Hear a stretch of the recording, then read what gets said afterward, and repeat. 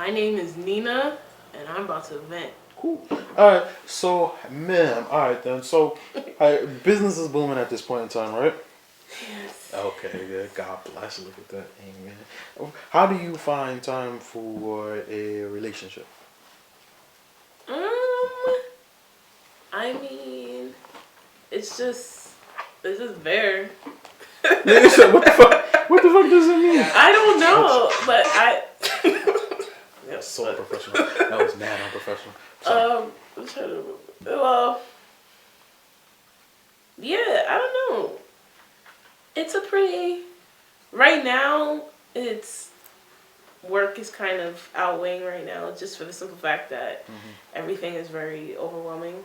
Um, and I'm by myself fulfilling orders, so it's just, but I mean, he's very understanding because he's doing his own thing as far as starting his own business as well. So we kind of, the playing field is pretty leveled, so we, it definitely helps. Okay, then that you both have goals and shit of that nature. Yeah, because then we kind of are able to balance each other out. So he'll definitely understand the timing thing, or like vice versa. As same thing as far as like advice and motivation. Cause shit is hard to. I be telling him the same thing too. I'm like, yo, you sure you wanna, get into business? Entrepreneurship. Yeah. Yeah. Okay. So is that what you would advise people? Like find somebody else that's in business themselves. I would advise people to find somebody who is able to balance them. They don't necessarily have to be in business as well. What's the balance? Like they have to be able to be understanding about a lot of shit because it's a lot of downtime. Like there's a lot of ups, but it's a lot of downs too. Like there is such thing as entrepreneurial depression and like shit like that. So it's a lot to deal with, especially if you are not familiar with it or haven't experienced it yourself. But if you are somebody who prefers, to do the 9 to 5 or work for, corporate America, you still have to have understanding. And same thing with the entrepreneur. Like they have to understand their partner as well. It's a balance. So yeah, they don't necessarily have to. That's the balance. I get it. I get what you mean when you say the balance. They just gotta understand. You feel me? Okay. No, understanding and accountability. Okay. So I mean, what would you say like would be your flaw in a relationship as far as what do you have to be accountable for? Probably impatient.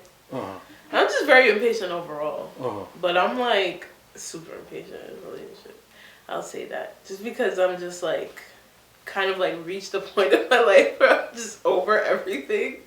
So the minute it's just like I used to dwell on people's feelings and stuff. Not to say I don't care, because I do. I care very much. But I'm just kind of like, okay, well, you need to figure out, what's going on there. Don't bring that shit. Yeah, don't bring that shit here. But and I know I be having my fair bullshit too. So I'll definitely admit that, because I be having my days and like.